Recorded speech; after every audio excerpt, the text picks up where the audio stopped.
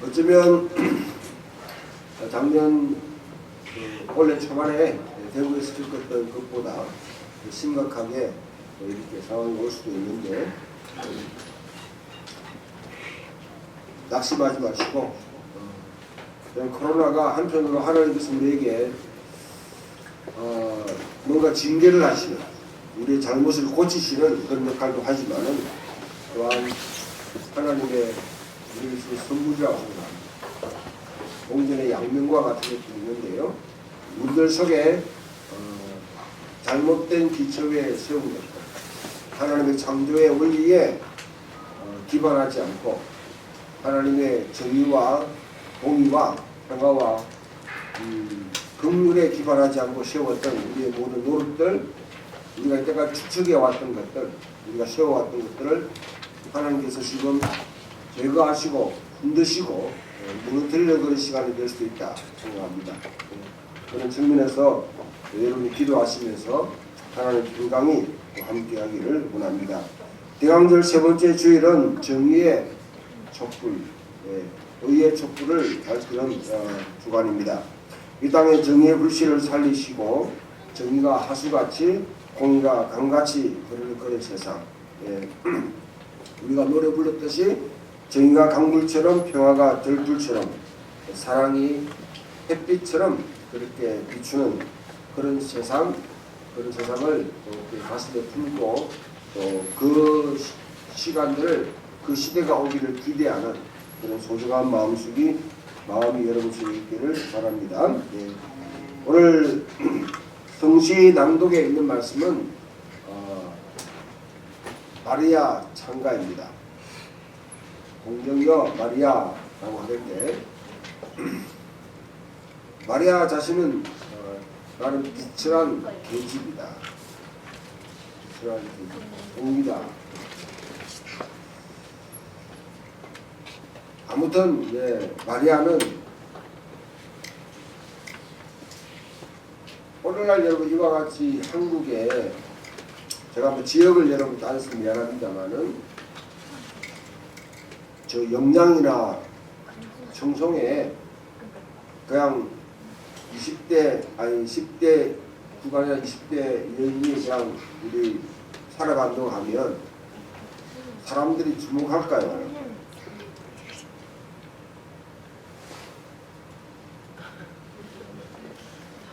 주목하지 않겠죠?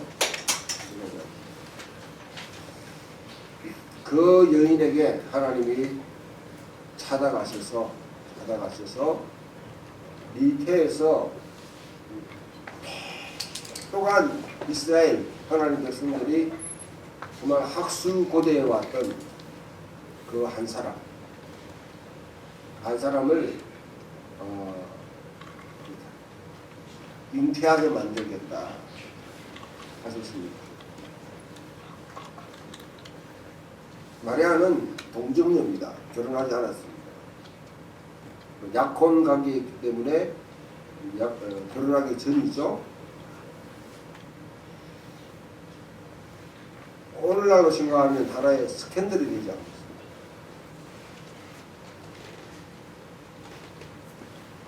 혹시 여자아이를 가진 부모가 이런 이야기를 같이 들었을 때 당황할 수도 있는 그런 시점입니다.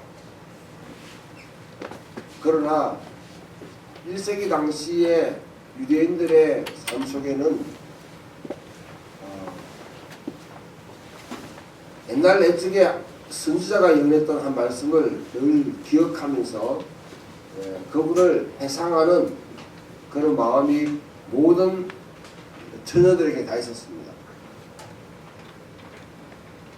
처녀가 잉타하여 아들을 낳을 것이요 그 이름을 임마누엘이라 하리라.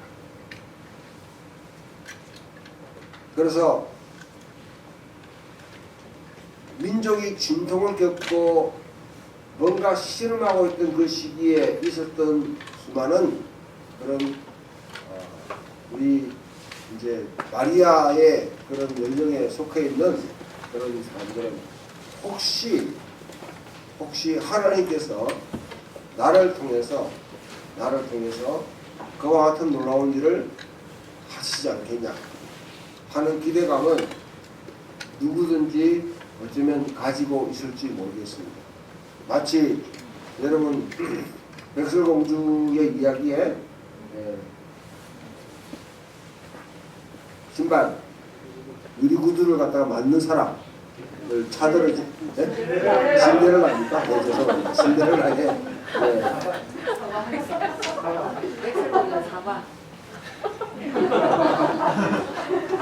백설공주 사과고 신데렐라가 이제 그 신발을 이렇게 막 왕궁에서 이제 맞는 사람을 찾으러 간다 했을 때에 그 나라에 있던 모든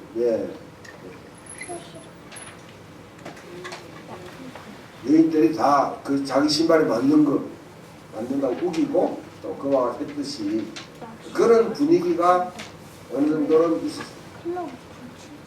그런 상황 속에 주님이 마리아에게 나타나셔서 가브리엘이 하나님의 그 메시지를 전하는 천사장인 가브리엘이 나타나서 보라 내가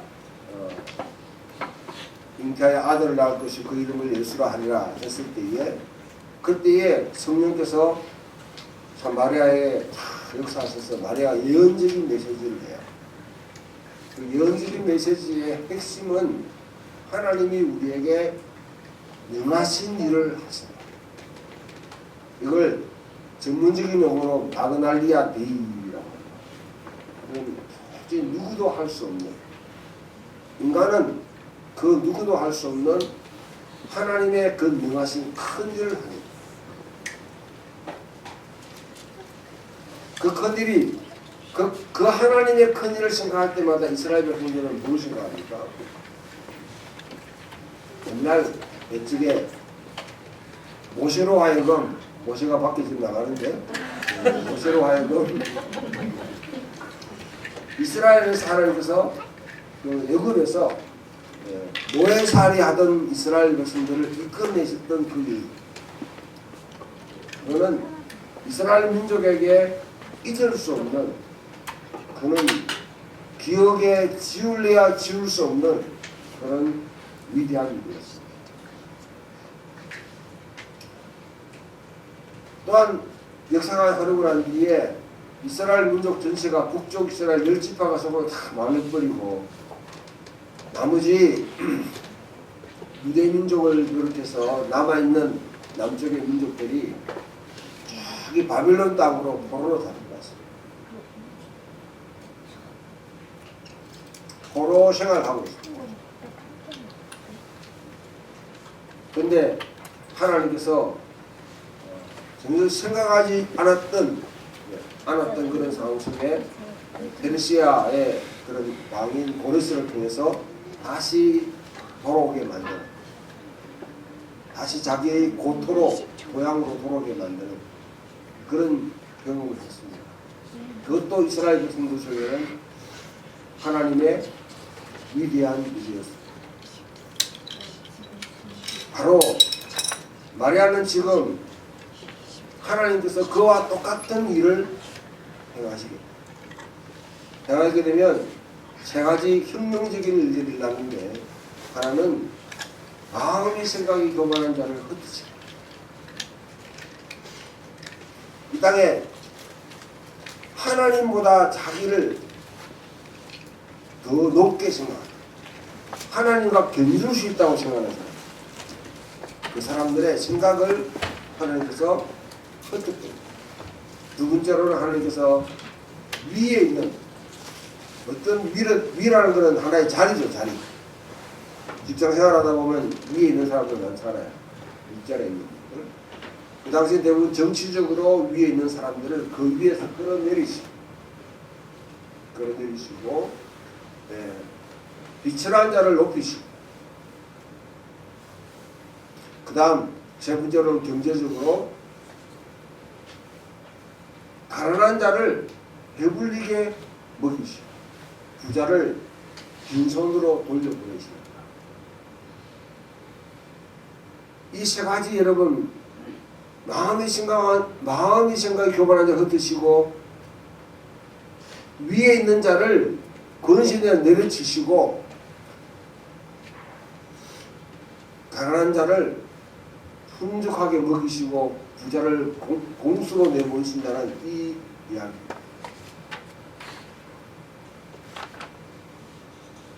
이스라엘 백성들은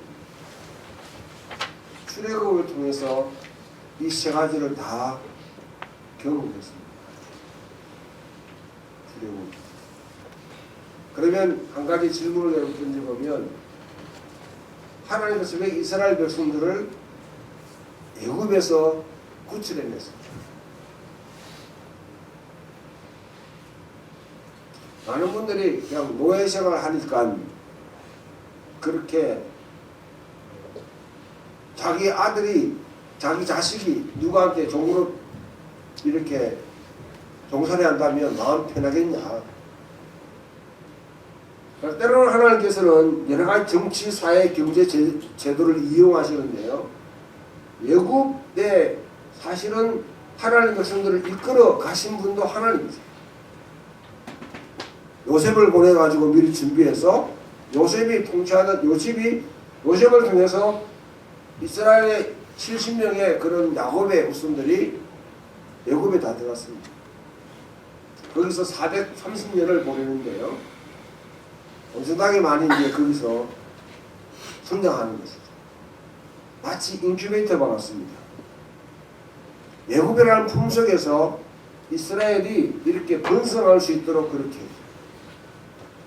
근데 요셉이 이끌어가던 그 애굽하고 모세가 지금 뭐냐면 탈출을 시도하는 애굽하고는 전혀 다른, 똑같은 이집트지만은 전혀 정치, 사회, 경제, 종교적인 색깔 자체가 다른 그런 체제예요.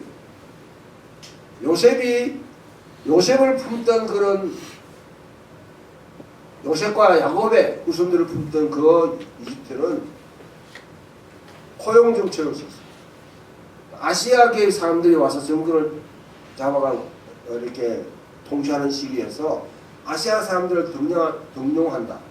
쉽게 말하면 자기 순혈주의를 갖다 주장하지 않고 외부의 다른 인재들을 쭉 품어가지고 등용시키는 그런 것들이 있었어요. 근데 모세가 등장했을 그 당시에 애굽은 순혈주의, 자기 민족만의 민족주의에 빠졌어요. 이게 어느 땅인데, 이게 이집트 땅인데 웬 아시아 놈들이 와서 큰 소리 쳐. 그래서 그 사람들 다 노예로 삼아가지고 일시키고 죽도록 일시키고, 자기들은 피라미드를 쌓으면서 거기 위에서 그렇게 찾아요. 하나님께서 이스라엘 백성들 그 가운데 모세를 끄집어내시면서 시내산에서 십계명을 주셨는데, 그 십계명의 가장 기본은 뭐냐면 그 핵심은 안식입니다. 안식. 안식일을 기억합니다. 왜? 애굽의 바로는 하나님 백성, 그 백성들로 쉬지 못하게 만들었어요. 끊임없이 일을 하게 만들었어요. 생산하도록 했습니다. 예배하러 간다고 그러면 아직 너희들이 여유가 있구나. 아직 너희들이 배가 안 고프구나 하면서 생산 조건 자체를 다 변경시키면서 있도록 일을 시킵니다. 계속 일을 시킵니다. 그 여러분 생산의 잉여들은 불과 얼마 안 되는 1% 내지 5%밖에 안 되는 사람들이 다 자기들이 먹어요. 이스라엘 백성들은 자기 수고한 수고의 땀의 열매를 먹을 수 없었습니다. 생산과 소비. 어쩌면 오늘날 여러분 이 세계의 특징 중 하나는 소비주의 아닐까요? 모든 여러분 매체나 그 다음에 이미지들이 다 여러분으로 하여금 소비하게 만듭니다. 학교 교육 자체가, 우리나라 교육 자체가 어떤 교육입니까?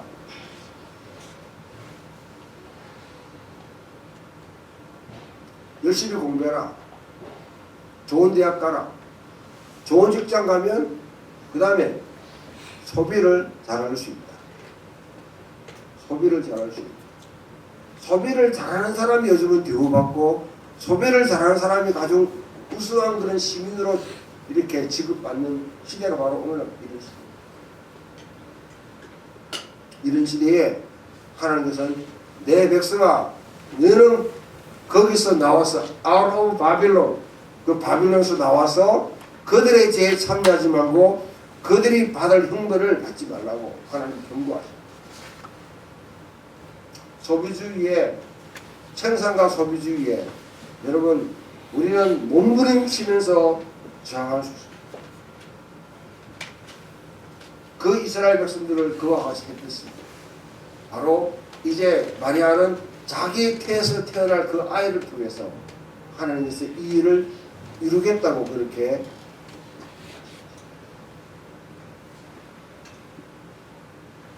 마리아 이전에 한 600년 전에 이사야가 예언했습니다. 주의 성령이 내게 임하사가 내게 기름 부으시고 가난한 자들에게 복음을 전하게 하라서 마음이 상한 자를 치유하고 묶인 자를 자유하고 억압된 자를 풀어주고 보지 못한 자를 보게 합니다. 하나님의 은혜와 보복의 그런 애를 주시사 슬퍼하던 자들에게 화관을 주고 눈물로 지시오는 자들의 기쁨을 주시고 그들에게 찬송의 옷을 입혀가지고 그들로 한 사람 한 사람을 다 의의 나무 정의의 나무를 만들기로 결정합니다. 여러분 한 사람 한 사람이 다 하나님 안에서는 한 그루의 나무입니다. 어떤 나무를 여러분 택할지는 여러분 스스로가 선택합니다. 그러나 지난주에 제가 말씀드렸다시피 나무는 진리와 관련이 있습니다. 뿌리 깊은 나무입니다. 하나님의 역사에 하나님 창조 세계에 하나님의 이야기에 뿌리를 깊이 내립니다. 하나님이 이 땅을 이끄시는 그 성경의 창세기부터 계시록까지 흘러오는 그 모든 여러분 그 이야기에 거기에 뿌리를 내리고 거기서 자양분을 받으며 물을 공급받으며 살아가는 그런 나라. 바로 그것은 시편 1편에서 말하는 샘 곁에 심기운 나무입니다. 한 사람 한 사람 나무, 여러분 한 분 한 분 다 나무입니다. 본래 하나님의 전에는 큰 나무들이 두툼한 아름다운 나무들이 있었는데 하나님은 다 찍어요. 그리고 그 거루투기 속에서 하나의 순이 나오고 사기 나오고. 여러분 앞에 여기 보시면 커피나무가 두 그루가 있습니다. 보이시나요? 지금 보면 여러분 줄기가 바로 쭉 난 것 같죠? 원래 줄기는 죽었습니다. 잘라냈습니다. 관리를 잘못해가지고. 옆에 지금 삐져나온 가지입니다. 가지. 그것이 나사렛입니다. 그 나사렛이 지금 커가지고 저렇게 나무가 된 거예요. 원래 둥치는 말라가 잘못돼가 이게 잘라냈어요. 옆에 삐져나온 나사렛에서 나온 것이 지금 이렇게 커가 있습니다. 아직 꽃을 안 피워가지고 좀 심한데 여러분 한 사람 한 사람이 바로 예수 그리스도라는 그 그루터기 속에 이스라엘은 그루터기 속에서 나온 가지고 때는 그 뿌리에서 나온 사기입니다. 이 의의 나무를 갖다가 다 삼으셔가지고 여러분들을 통해서 하나님께서 황폐한 엉망진창된 여러분 그 생태계 그 숲을 이제는 다시 복원하기를 결정합니다. 거기에 여러분 한 사람을 다 제사장으로 하나님을 섬기는 자로 씌우셔서 이제 여러분들 속에 다시 순이 돋고 여러분 속에 새롭게 불에서 뭔가 하게 되면 울창한 숲을 이루게 됩니다. 하나님은 이사야는 바로 기름 부은 자 성령의 기름 부은 한 사람이 등장해서 이 땅에 하나님의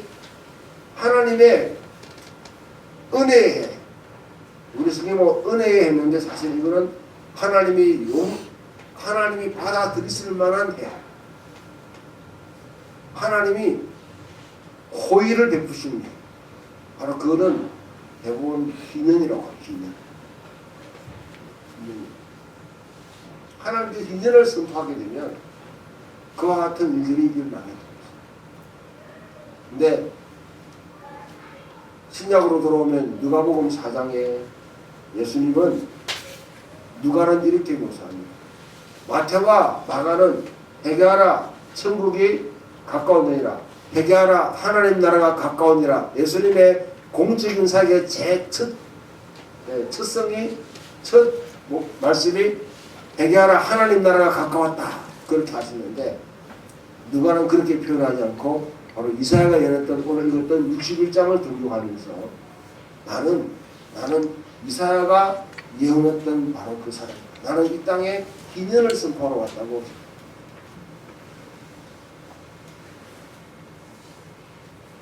사랑하는 성도 여러분,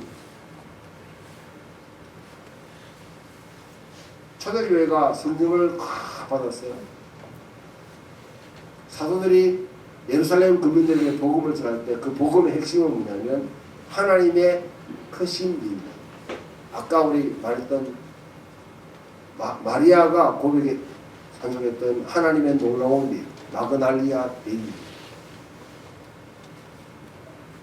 그 일 속에는 하나님의 희년 선포라는 게 있는 거예요.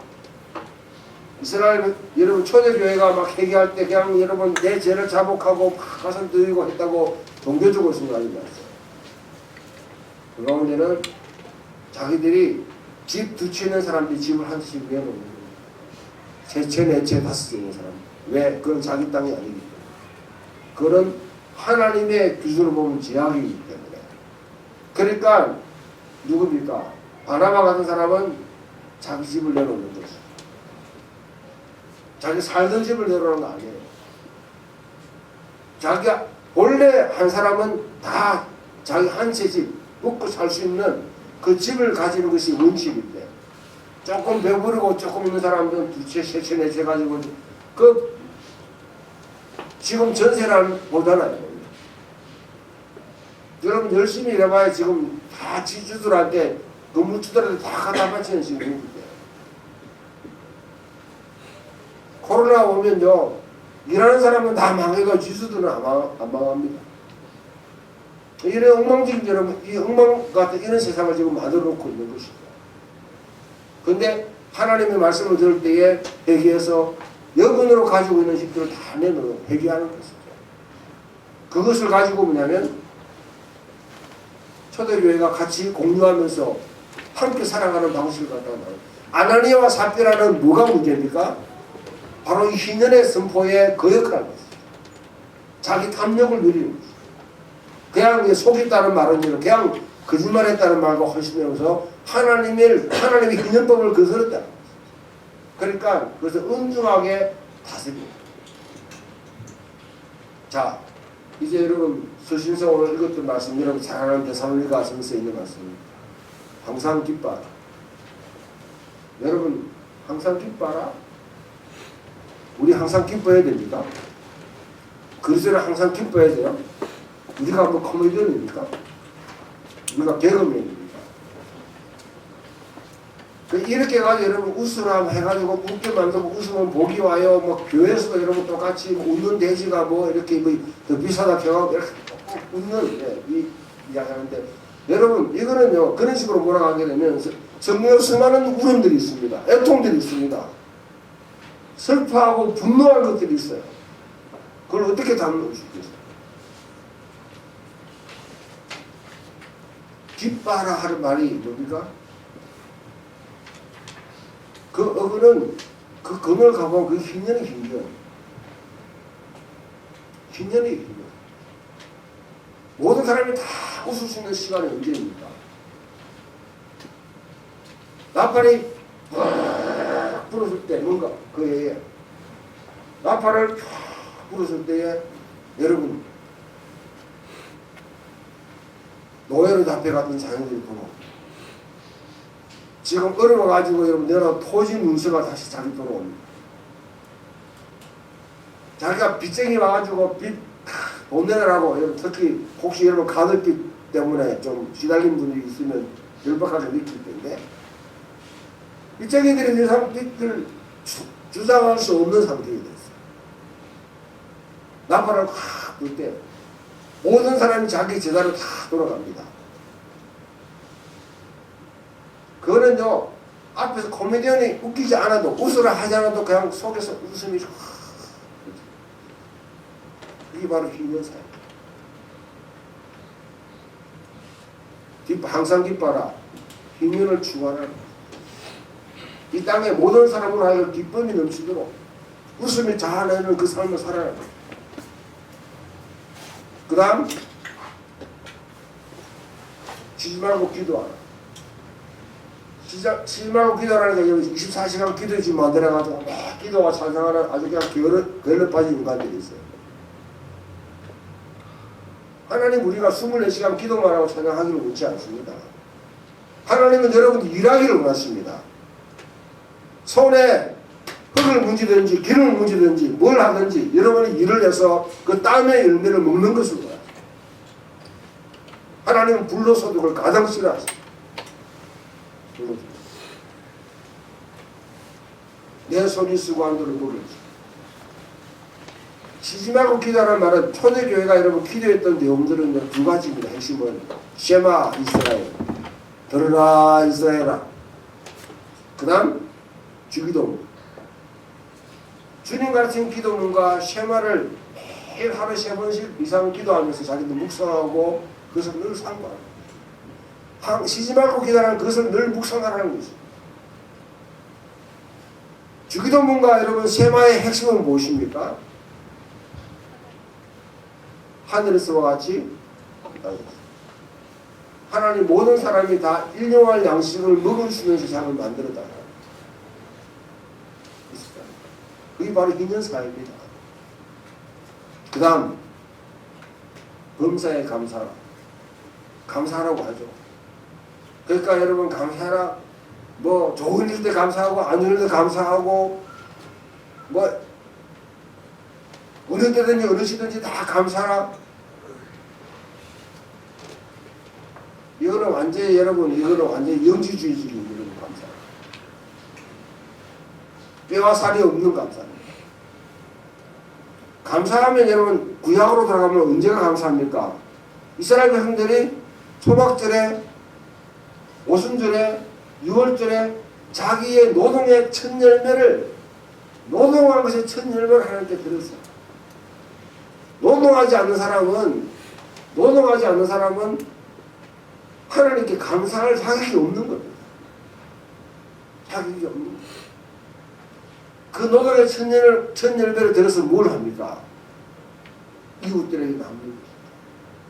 그 사이에 있는 여러분 이렇게 외국인들, 거류민들, 고와 가부와 같이 사회적 약자들을 나눠주는 그런 시간이 바로 그 감사의 시간입니다.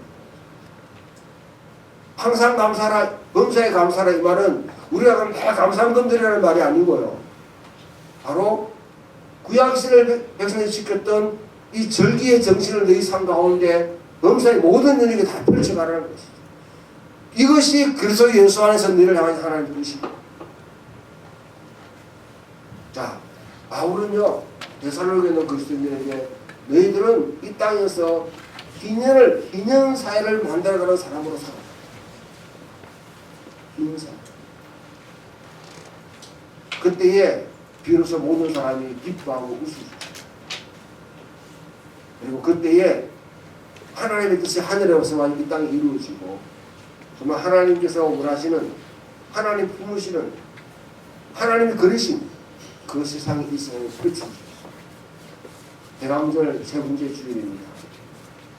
여러분 속에 바로 이 정의의 나라, 공의의 나라, 샬롬의 나라, 긍휼의 나라가 그림이 그려지고 여러분 그 이야기에 여러분이 참여하라고 주님께서 여러분 부르셨고 지금도 여러분 소집하시고 여러분 징집하시고